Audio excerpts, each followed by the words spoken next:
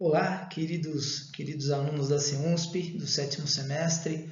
Então, hoje a gente vai dar continuidade às nossas aulas gravadas. Hoje a gente vai falar sobre Direito Processual Civil 5, né? Procedimentos especiais. Essa aula aqui é do dia 11 de maio de 2020. Estou gravando justamente no dia em que eu vou postar para vocês, o dia que que estaria em sala de aula ao vivo, né?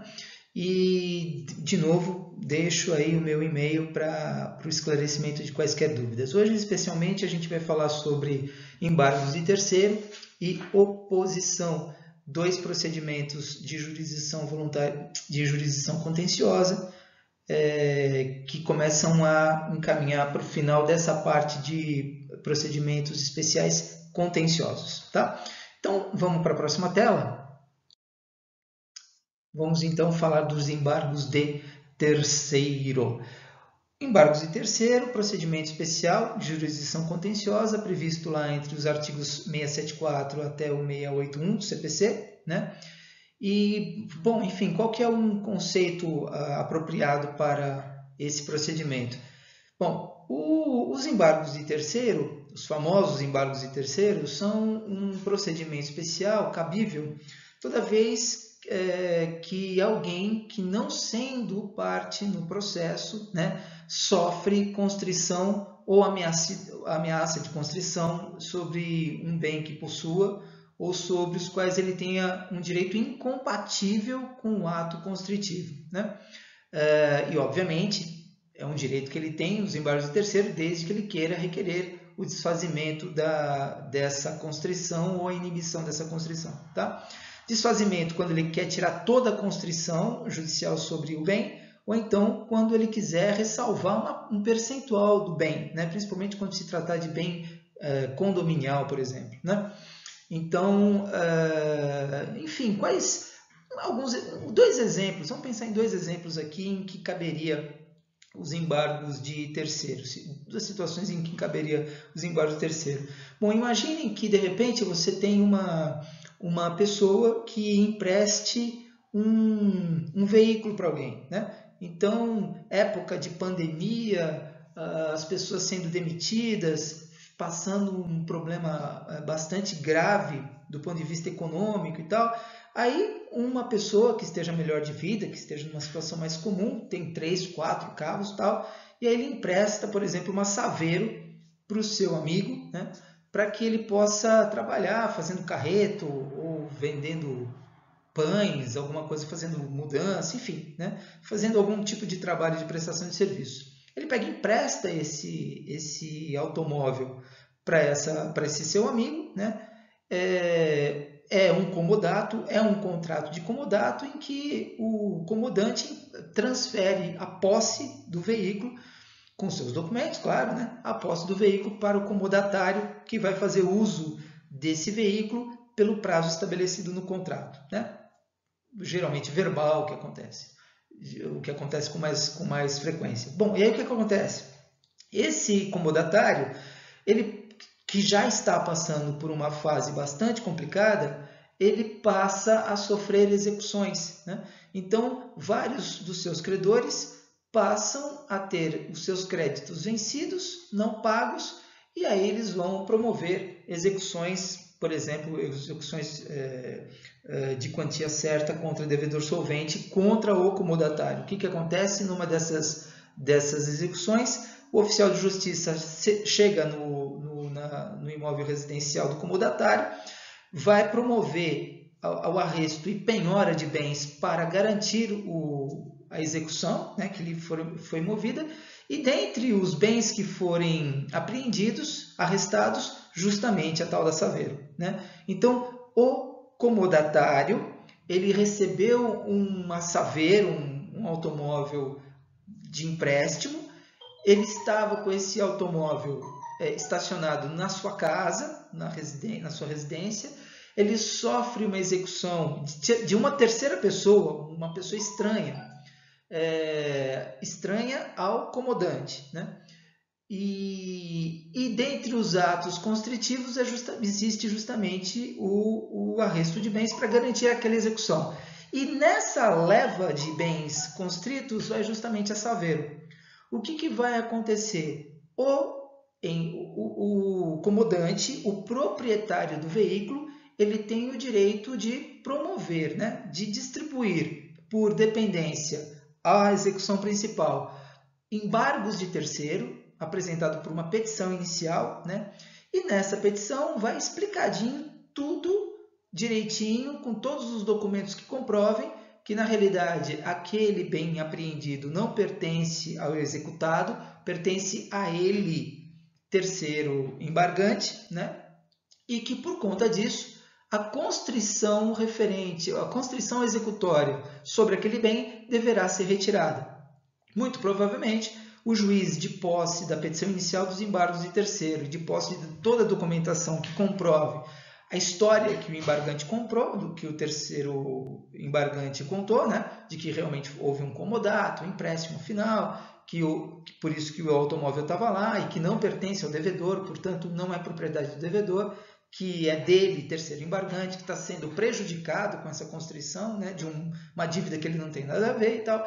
Provavelmente o juiz vai conceder a retirada, né, a decisão que vai retirar a constrição, a apreensão desse veículo para deixar liberado, ou continuando na mão do comodatário, isso se o comodante quiser, ou então voltando a posse do bem para o comodante, né? Então, esse é um exemplo clássico de aplicação de embargos de terceiro. Uma outra situação, e que tem a ver com o artigo 674, parágrafo 2º, né, que está no segundo item, quem pode ser considerado terceiro para o ajuizamento dos embargos, aí a própria lei vai dizer o seguinte, ó, considera-se terceiro para ajuizamento dos embargos o cônjuge ou companheiro quando defende a posse de bens próprios ou de sua ameação, né? Então, um outro exemplo é o exemplo em que vamos supor, né, dois companheiros, um casal, não são casados, eles vivem em união estável, né? E aí o companheiro varão, ele pega e vai lá e faz um empréstimo. Ele toma um empréstimo e dá como garantia, sei lá, pode ser, por exemplo, mesmo um veículo que sendo comprado, né, a título oneroso, portanto, na constância da união estável, esse veículo pertence a ambos os companheiros, né? Só que quando ele vai lá e faz o empréstimo, ele pega e entrega o veículo, que por um acaso está só no nome dele, portanto o credor ele acaba sendo lesado, porque ele recebe o bem achando que pertence só ao titular, né, do veículo, mas na verdade esse veículo pertence ao casal em união estável, porque ele foi adquirido onerosamente na constância da união estável, né? E aí o companheiro varão que assumiu o empréstimo, ele não paga a dívida, e aí vem a financiadora, vem a instituição financeira ou uma pessoa física qualquer que é o credor, e pega e entra com uma execução pela dívida não paga. E quando entra com a execução, justamente já apresenta aquele automóvel, né, aquele bem, pode ser um automóvel, pode ser uma televisão, um home theater, qualquer bem que foi dado em garantia, apresenta aquele bem como sendo garante do cumprimento da obrigação executória por parte do devedor. Maravilha por enquanto. Quando a companheira toma conhecimento de uma apreensão do bem e tal, e ela sabe o porquê que o bem está sendo retirado do seu imóvel, de novo, né? Graças ao parágrafo 2º do artigo 674, ela entra com embargos de terceiro, né? Dizendo que o seu companheiro promoveu, ele firmou um contrato de empréstimo, de mútuo, sem o seu conhecimento e sem o seu consentimento, né? E para arcar com obrigações apenas dele, que não eram obrigações que viriam eventualmente a beneficiar a família, ela pode, comprovando a sua condição de companheira e, portanto, de meação de titular de meação daquele automóvel, ela pode ou retirar todo o automóvel da constrição ou pelo menos inibir em 50% a... Só um momentinho. Vou espirrar. Não é coronavírus, viu? Não é coronavírus. É só porque a minha sala está muito fria mesmo. E aí, o que eu estava dizendo? Então, ela pode retirar toda a constrição do veículo, do casal, ou então, no mínimo, ela consegue inibir a constrição de pelo menos 50% do valor exato do automóvel, que em tese poderá ir para leilão judicial, justamente porque ela é a proprietária, ela tem o domínio, ela tem a propriedade, a titularidade de 50% desse bem, né? Então, por esses e por outros motivos, é por isso que existem os embargos de terceiro, né? Toda vez que alguém se sentir prejudicado por ter perdido a posse de um determinado bem em função de uma constrição judicial, e aí os embargos de terceiro só servem para constrições judiciais, né? Então, a via processual é o procedimento especial contencioso de embargos de terceiro, tá bom? O prazo para essa oposição é previsto também no Código, né? Então, assim, em princípio, os embargos de terceiro, eles podem ser opostos, né? Porque os embargos de terceiro, tecnicamente, corretamente, a gente chama de opostos. Não é que eles são propostos, nem interpostos. Tecnicamente, o correto é dizer que os embargos de terceiro são opostos. A qualquer tempo, né? No processo de conhecimento, desde que ainda não transitado em julgado a sentença, então a qualquer momento os embargos de terceiro podem ser opostos. Ou então, se for o caso de cumprimento de sentença ou no processo de execução, né? Como no processo de execução seriam esses dois casos que nós comentamos, ou cumprimento de sentença, caberia nesses dois casos que eu dei exemplo também. Então, ela tem o terceiro embargante tem até 5 dias depois ou da adjudicação por alienação, ou por iniciativa particular, ou da arrematação, mas sempre antes da assinatura da respectiva carta. Aqui cabe um detalhe. A adjudicação é quando o próprio devedor ou alguém da sua família, ela pega e fica com o bem e paga o credor. Então, a adjudicação seria isso. Geralmente, o que acontece é a arrematação, ou seja, o bem vai a leilão judicial, se for bem imóvel, ou à praça, se for imóvel, né? E um terceiro arrematante vai lá e dá o seu lanço, né? E aí, se não houver concorrente, ele vai lá e recebe o bem por aquele lanço dado na execução. De toda forma, os embargos de terceiro, eles só podem ser opostos até a assinatura da respectiva carta. Em havendo a assinatura da respectiva carta em favor ou do adjudicante ou então do arrematante, aí o que sobra para o eventual terceiro embargante, já que ele já não tem mais essa via, graças ao artigo 675, se não me engano, aí sobra para ele ação indenizatória, né? Para ele poder reaver o valor que ele acabou perdendo por essa dívida que não lhe pertencia. Tá bom? A próxima tela, ainda dando continuidade aos embargos de terceiro. Bom, tudo bem. Os embargos de terceiro é um procedimento especial porque ele sai um pouco das características gerais do procedimento ordinário. Mesmo assim, ele se inicia com uma petição inicial, tá? Então, o embargante, ele propõe os embargos de terceiro por meio de uma petição inicial, né? E aí ele vai ter que apresentar prova resumida, uma prova sumária simples, né? Não pode ser, não seria em princípio, tá? Possível pedir perícia, pedir, como se fala, depoimentos testemunhais, não, tem que ser documental. Quando se fala prova sumária, é já trazer documentos escritos que provem aquilo que ele está alegando. Então, o embargante ele tem que fazer prova sumária de sua posse ou da sua propriedade, né, sobre a coisa, e a sua qualidade de terceiro, ou seja, ele tem que provar que ele não tem nenhuma relação com aquela discussão judicial que está havendo naquele processo, né, seja de conhecimento, seja executório. né?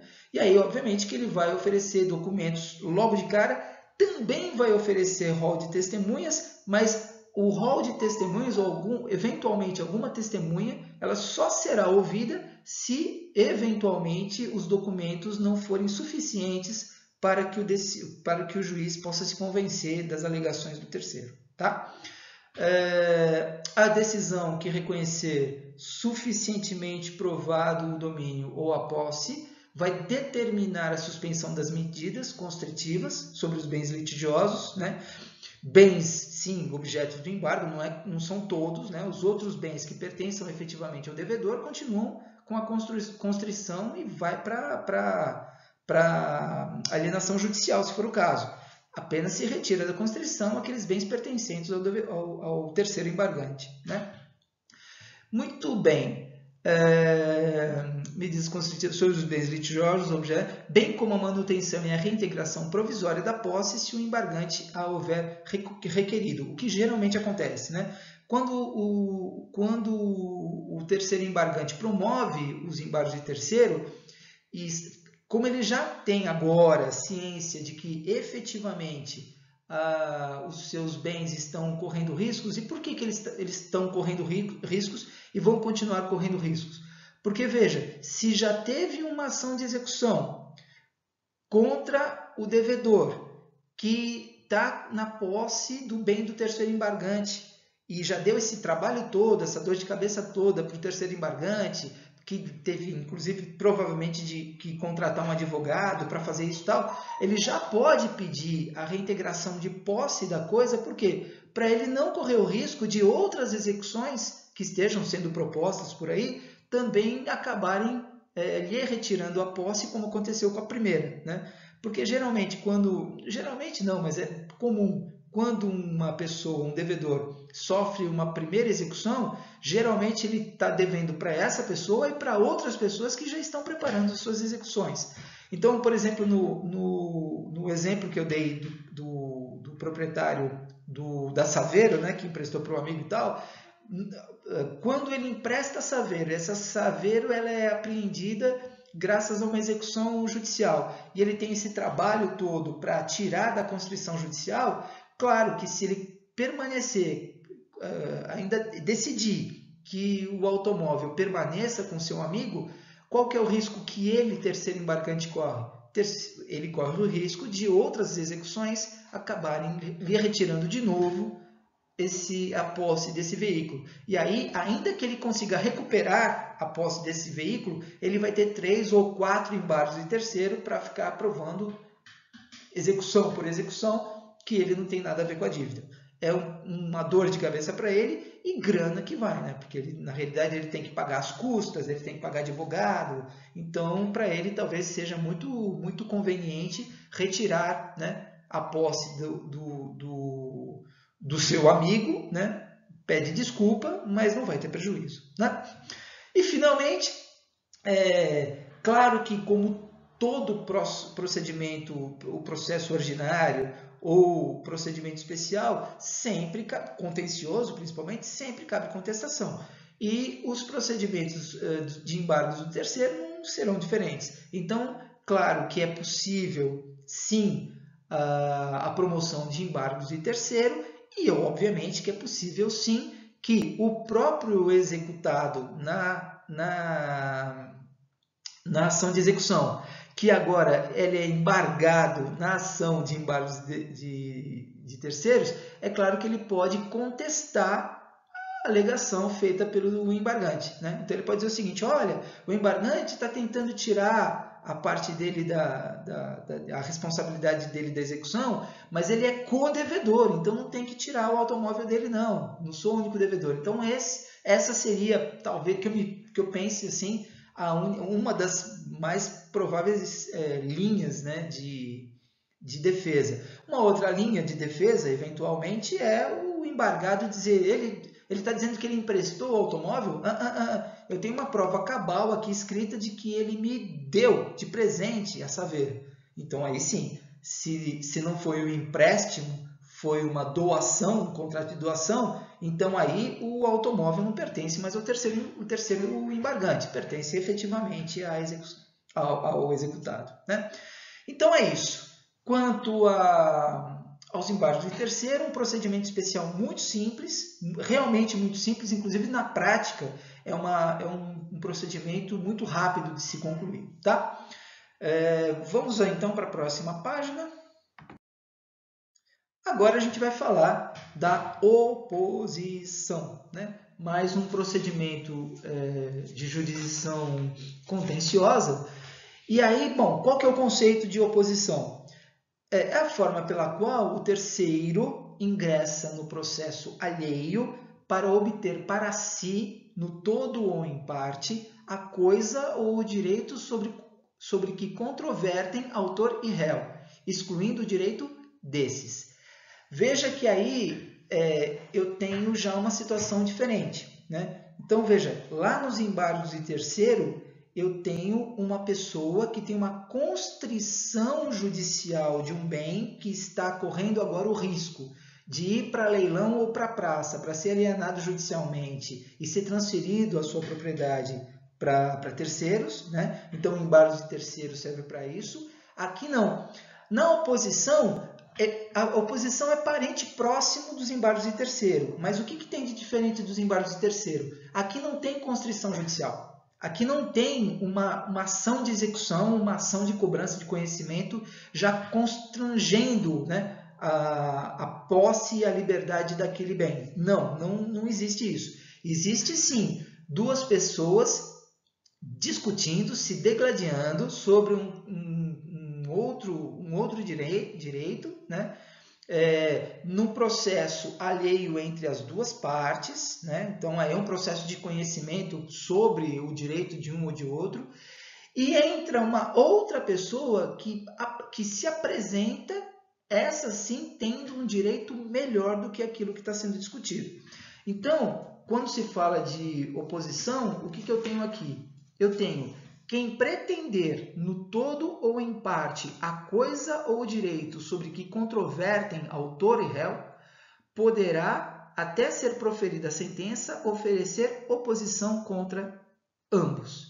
Então, é uma terceira pessoa que quer discutir o mesmo direito que está sendo discutido entre autor e réu. Reparem que lá atrás, não. Existe o autor, existe o réu, existe o credor e o devedor, só que eu não tenho nada a ver com aquela situação, eu só quero tirar o meu bem daquela discussão, só quero tirar o meu bem daquela linha de fogo, porque eu não tenho nada a ver com isso. Eles que se resolvam lá, eu vou sair pela tangente, vou pegar o meu bem e vou embora, porque eu não quero mais briga comigo. Embargos de terceiro. Aqui não, eu quero entrar na briga na mesma situação e requerendo para mim os mesmos direitos que eles estão pedindo para eles. Só que, obviamente, se eu entrei com uma oposição, eu tenho bala na agulha, eu tenho aqui o meu coringa para mostrar que eu tenho um direito melhor do que o que eles estão discutindo, né? Geralmente isso aí tem a ver com pedidos de uso capião, isso é bastante comum. Então vamos analisar como é que acontece. Imaginem que duas pessoas estão discutindo judicialmente sobre o domínio de uma determinada coisa, sobre a propriedade de uma determinada coisa, qualquer, né? Então, uma parte entrou com uma ação reivindicatória contra a outra parte, discutindo quem tem o direito à propriedade de um determinado imóvel qualquer. Então, eu tenho direito porque eu tenho uma escritura pública aqui e tal. Aí o outro diz, não, você não tem direito, por quê? Porque embora você tenha essa escritura pública, eu tenho aqui um contrato de promessa de compra e venda aceito e foi escriturado até e tal. Aí fica a discussão toda. O que faz e o que pode acontecer? Uma terceira pessoa se integra nessa ação, nessa discussão, dizendo o seguinte, excelência, data máxima vênia, eu vou trazer aqui um dado novo para Vossa Excelência, para que Vossa Excelência não perca mais tempo nessa discussão. É o seguinte, eu sou o legítimo, eu tenho domínio dessa coisa, por quê? Porque eu já tenho uma ação eu já tenho direito a uso capião sobre esse imóvel. E a única coisa que eu preciso é terminar uns pequenos detalhes para promover a ação de uso capião. Então, assim, não perca muito tempo com essa discussão de quem tem mais direito do que. Por quê? Porque eu já tenho provas cabais e ele, na oposição, ele já apresenta as provas cabais de que eu tenho o tempo e as condições estabelecidas na lei para requerer, por exemplo, a uso capião extraordinária ou a uso capião ordinário, não importa.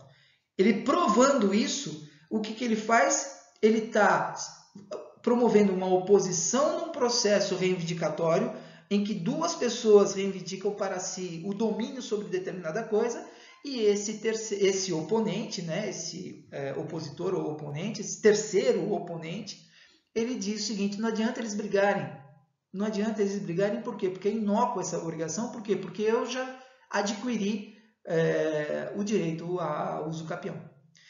Ele então faz o quê? Ele promove por dependência, né, a ação, o procedimento, ação de oposição, né, que é um procedimento especial. Ele distribui a oposição por dependência àquele processo principal, né? Então, existe uma ação reivindicatória, eu promovo uma ação de oposição.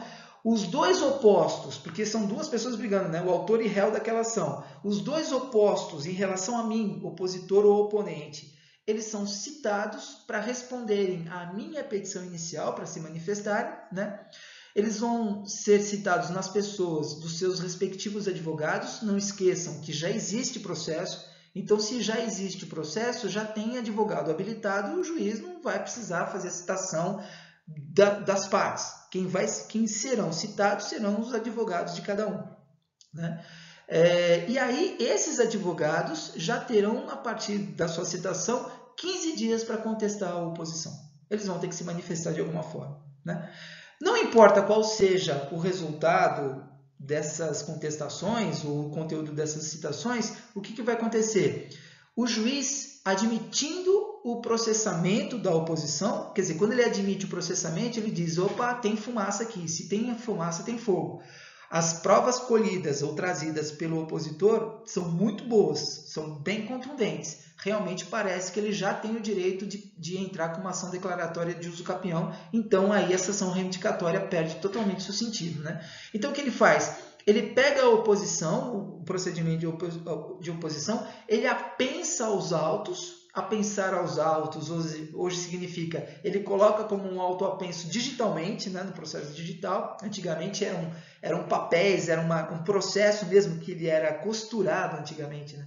Era costurado no processo físico principal, agora não. A costura é digital, né? Você coloca lá no processo e quando ele for julgar, ele vai julgar as duas ações simultaneamente, né? Então, na hora de julgar, vai ser uma sentença só, tanto para a ação reivindicatória entre autor e réu, oponentes em relação à oposição, quanto também para a oposição. E, como cabe ao juiz decidir simultaneamente tanto a ação originária quanto essa nossa ação que a gente está analisando agora da oposição, ação essa que corresponde a um procedimento especial, ele vai primeiro julgar, ele vai primeiro conhecer a ação de oposição.